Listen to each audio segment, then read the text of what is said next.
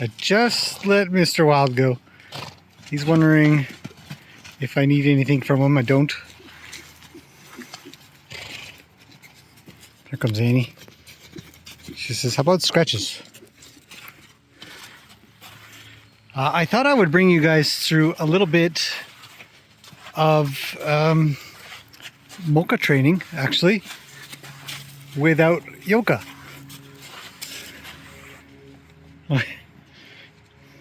This guy loves this. He lives for this kind of thing. He says, I shall chomp back.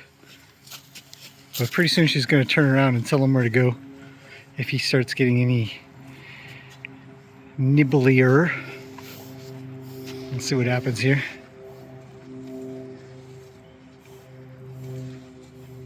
Chomp. Won't be long. It's kind of a parting of ways. It's not really necessarily one's more than the other in this case. But along with talking about this, and the reason why it's mocha training is because usually Yoko's in with her, but she was out for a little bit, and so she's eating now. And if Yoka is not in here with Mocha, if you guys are new here, Mocha's the one on the left. She's just almost 2. That's Mr. Wild. They are both wildies, which is a Mustang here in Canada, essentially a wild horse. Annie, seriously. Annie is also a wild horse. So we have 3 wild horses here. Although they are heavily domesticated now. But they definitely have different tendencies, different behaviors, different actions, a lot of really different things about them. All positive in my opinion, but what's going to happen? But the idea is usually Yoka is Mocha's little protector. And now she doesn't have that. And everybody is going to kind of tell her a little bit of what to do and where to go and how to get there. And she's got to manage that a bit on her own. And today is that day. Or one of those days. It's the first day in quite a while that I've brought all out. Except for 1 or 2 or something like that. And currently that one is Yoka, our little Icelandic, who rooms with Mocha up at the top there. She's quite content just eating right now, which is nice. This guy's got a lot of beans. It's a beautiful day to fly. And just in general be out and about. Supposed to get a week of rain coming up, so this is a great opportunity to tackle this idea or this thought process for her, because she's got to manage on her own quite a bit, and mostly she's going to get hassled by this guy because Yoka is not around to keep him off. She's got to manage that herself in one way or another. And as far as I can tell, I see her acting not much different than Annie, where she will go play and he will request plays time and she will play, but if he gets a little bit too weird, then they tell him where to go and he goes. He's actually a very good horse in that regard. Hello, Annie. Yeah, I know. It's always the shoulder, isn't it? Yeah. So we'll just hang out on top of Annie. So what will happen here is there'll be a lot of real peace and quiet between these two up until he gets a little bit too nibbly or aggressive, or the second topic of this video is dominant. So I have a story. It's story time. And I recently went to go help a lady with a horse, and it's a 4-year-old. So kind of, I think we've determined Annie's 3. Look at these two. Everybody's all sandy and wet, and the ground's pretty wet. It's not like the rain has really let up. We've had a lot of really soggy weather. So you can see just everywhere it's just shiny because it's wet. Gracie's been a bit interesting. Anyways, back to the topic. So I went out to go help, and a young horse, 4 years old, out of a local place and she wants to ride, but she wants to learn horsemanship. And I said, okay, let's take a look. And essentially what I guess the main issue is the horse would just sort of push through, just didn't really care about anybody's space. So there I just say no thank. What the?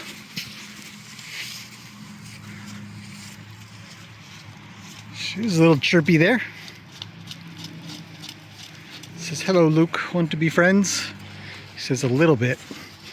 Oh man, you guys are getting... So see me backing up here and Gracie's moving in. She's moving in differently than what you would see in a horse that just kind of pushes into space. What are you looking at? She's looking at the ground. She sees something strange. She's wondering what's going on. That's kind of the idea. Horses' eyes are fascinating. I made a video about it, but yeah, they're just really interesting. I'm just going to back up a couple steps. Just make a little space out of my own choice. But the horse that I went to go see, it wasn't, there definitely were times when it didn't feel like your own choice. Not that the horse had really what you'd call a bad bone in its body per se, but just of the mindset that it could sort of push people around, push through, as in its space, its safety circle was more important than a human's safety circle. So that was the highest priority, because when a horse does do that, we call it where they move your feet. Now these horses are moving my feet, but I'm allowing it. Ooh, you are so soggy. Oh, where's that guy going?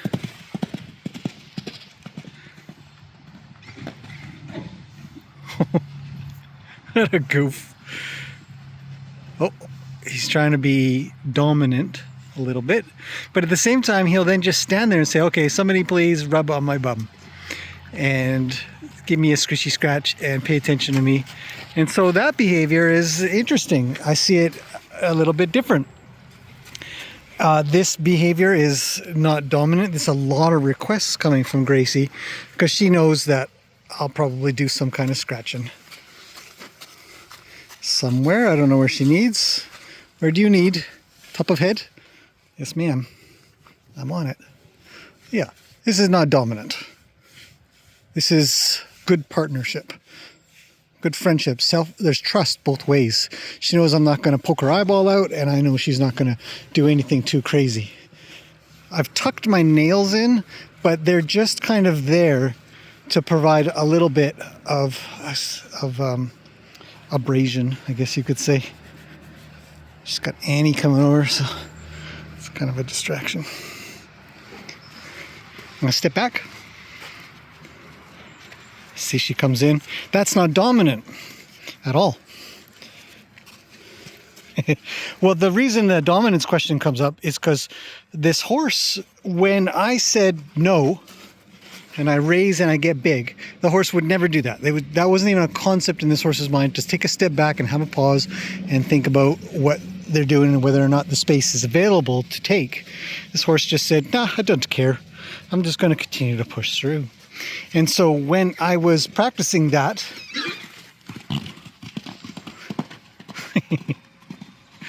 horses are so weird sometimes, especially that guy. That's why he's a meatball, because he's weird. That's half effective. He's going to cut her, move her, cut. I've got trouble behind me. I can hear it. Hello. So Gracie's just going to have to be patient with me for a second while we pay attention briefly. He can't make it happen. He's too slow, so he has to follow. He's coming around. Too many horses in the way.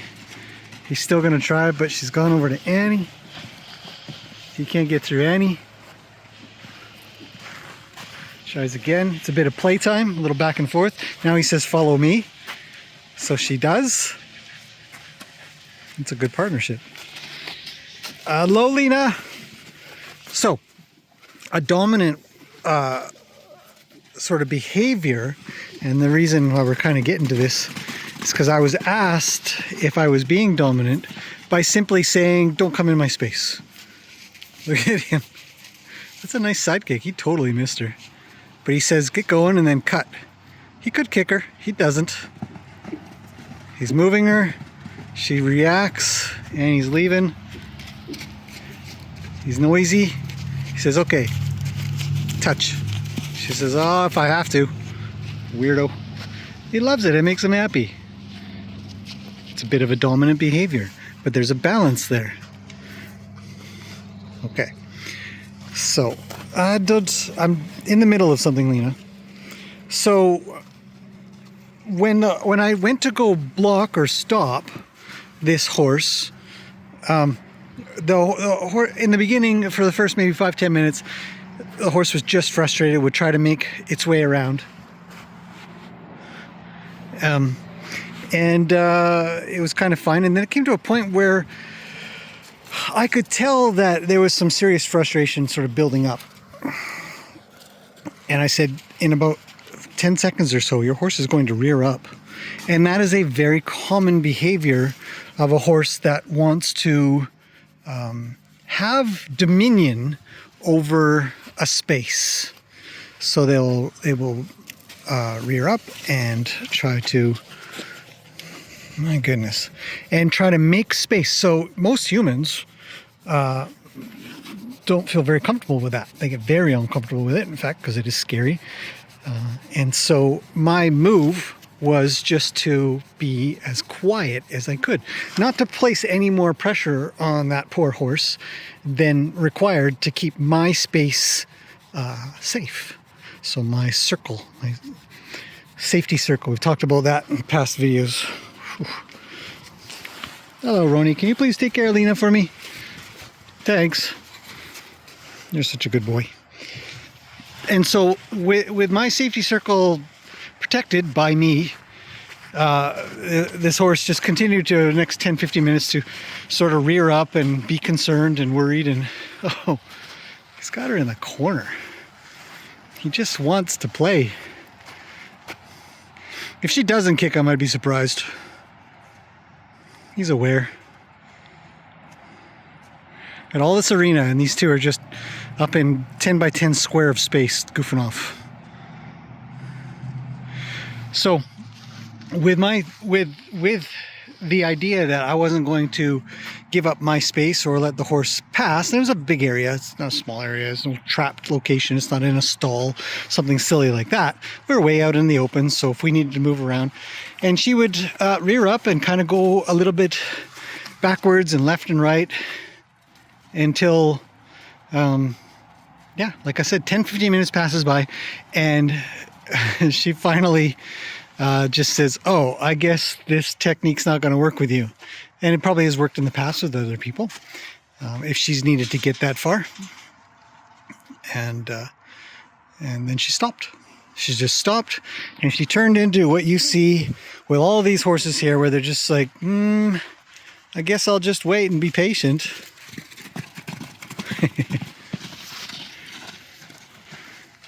Kick him! She almost did. They're so far away from each other, she'd never hit. She's so irritated by him, though. Swishing tail. See if she can find some comfort with Annie. And this is really good for Mocha, because she really does need to sort out her own situation. And we'll put Yoko in a little bit, of course, but she can come and join everybody when she's done eating a little bit more. But this allows Mocha to create and build her own relationships with the others if they choose to hang around with her, or she tries to hang around with them. So far she hasn't come to me, which is kind of good. So when I was done and this horse wasn't jumping around and rearing up and doing all these silly, completely useless or ineffective, not useless, but ineffective techniques of oh, hello Luke, of trying to get me to get out of the way, because I wasn't trying to push her or go anywhere or pull her or anything. I just wanted her to stand still with me, and she just wasn't having any of that, and it worries her. It really worried her. So there's fear in there of not being completely in charge of the situation, of her space, to feel safe with me as a human being. And the first question, or actually the first thing that the lady said to me, she says, "Oh, well, that's why you're a horse whisperer." And I said, if I was a horse whisperer, none of that would have happened in the first place. I wouldn't have spent the last 10 to 15 minutes dealing with that issue. And she says, well, were you being dominant? Were you being dominant with the horse to get what you needed? And I initially responded with no, but the fact of the matter is, as I thought over the last week or so, it is a form of dominance for myself. It's like, would you call what Mocha's doing dominant? She's kicking out and sending him away, and he goes around the other way because he figures he's got a better angle. You know, is he being dominant? Is Annie being dominant right now? You know, what the? Ooh. What is happening with these two? You know, is it trouble? Is it too much trouble? Can the dominance not be sorted? Let's see. She's really taking on her own. You're asking for it. You're crazy. That guy weighs double your weight. Did you know that? You're nuts. I don't know how you do it. Yo, mister, calm down. Calm down. Jesus. I'm coming to say hello. Look, I know you're jacked up. Hey, I just want to say thanks, man, for not smashing my little Mocha. Off he goes.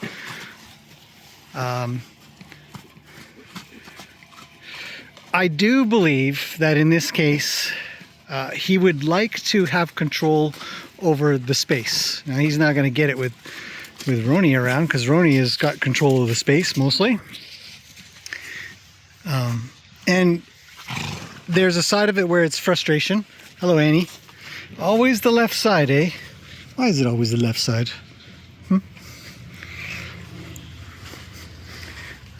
So there is that effect of domination, but when we think of domination, we think of being aggressive. Hi, Annie. What do you need? What do you need? It's such a beautiful day to be out. Love hanging with the horses on days like this. On any day, really, but especially days like this. He's going to try again. So he's not coming in dominant. A horse with a low head, ears forward, kind of floppy, casual. You know, he's coming in with questions.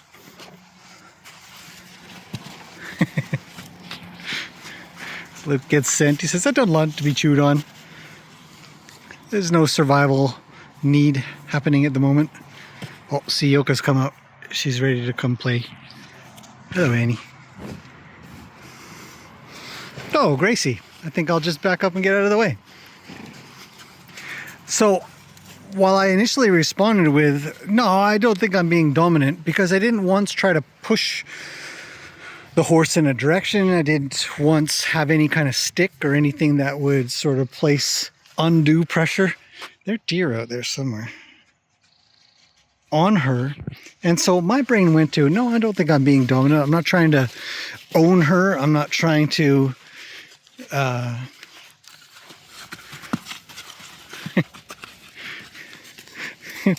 very dominant of you, Annie. Good job. You cleared the space so nobody else can come over. It's safe for you now to just hang out and do nothing, except we have Alina. How do you two get along? Not that well. But, you know, I definitely felt that, as I thought on it more and more, that my space being so valuable means that I have to put up a bigger wall than she can climb over, which I guess in a sense is a form of dominant behavior. But I don't consider it aggressive dominant. It's more like passive dominance, in that I'm not going to tolerate being put in a position where I could get hurt, or where I could lose control because there were other people around. Could be put into danger. And it would be very uncomfortable and very unfortunate if I lost control. Horse got out of my hands because she did try to whip away from me a little bit. Times like that, you just kind of go with them. You try to be as quiet as you can. And I don't associate that to being dominant. Being very quiet, yet protective of my space and the situation that's happening, I'd never considered dominant. But the more I ponder it, the more I think, yes, I probably was a dominant figure in the situation. And I think that is a very important thing to sort out. And I think horses do it so very well. Luke has good draw there. He says, want to come with me? She says, a little bit. He says, not to the front of me though. Freaks me out. Stay back there. So he's going to turn. And now he's going to cut. Okay. So he's taken control of the situation. He's not in any real danger. It's hard to call it dominance, and yet there is a bit of that cultural dominant submissive behavior that needs to happen. There is no pure equality, so to speak, especially in survival situations. For horses, and mostly for humans too. Hello, Lena. We can be very, very good friends, but I assure you, push comes to shove, unless Lena's putting all 1,600 pounds to it, or so, my space is sacred and shall not be breached. Oh, Annie. Just a look. Luke is so compliant. He makes for a good relationship horse. It's a fantastic horse, actually. Luke's amazing. I can't say enough about it. Can't say enough about all of them. What is going on? It's got a salty butt.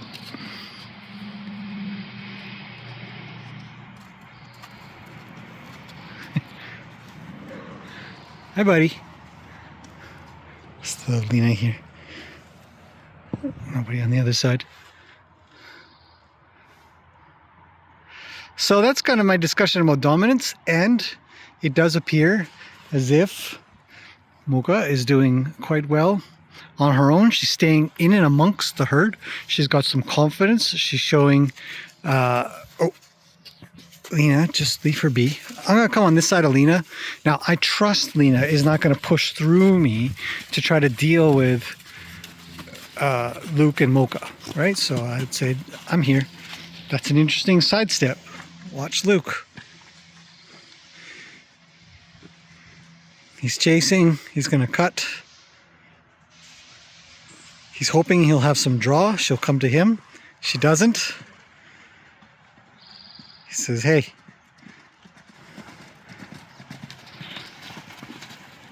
She says, stop following me. And he puts his hip. He's still pushing. He'd like to get control of the situation. It's dominant, but Luke isn't rough. He doesn't need to do anything per se. And she's also very compliant in the communication that they have. I find this type of relationship the absolute best. And I think that we can all have them with horses and not be that overbearing, dominant style of being that you see everywhere. I mean, literally everywhere with horses. Some of the most popular trainers are the most abusive trainers out there. And they require much more refinement. There's much better ways to live with horses. Peacefully, quietly, compassionately, empathetically. So very important. Here comes Annie. She's got something to say.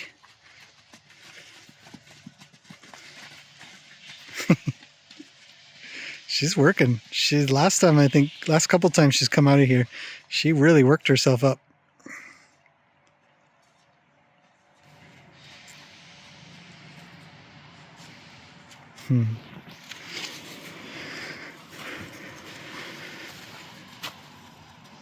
So anyways, that's going well. I think Yoko's starting to move around quite a bit. So I'm going to grab her and put her in and get on, of course, with about 1 billion things that I need to do. But I really wanted to share this with you guys. Share how it's important to let horses sort things out a little bit. See, everything's fine. Mocha's fine. Mr. Wild's fine. Luke is fine. He's creating his own relationship with her. Fanny doesn't get in the way. She's thinking about it. You know? It's vital skill. So we took out the mama. Mama came out, Mama Yoka. I think she's back to eating. And she's left with all these crazy boys and girls, a few girls. Annie's her best pal though. So, okay, we're gonna leave it at that. Hopefully you have enjoyed this. This is interesting. A good little talk. Any thoughts? Let me know in the comments below. I'm always reading. And I'll see you guys in the next one.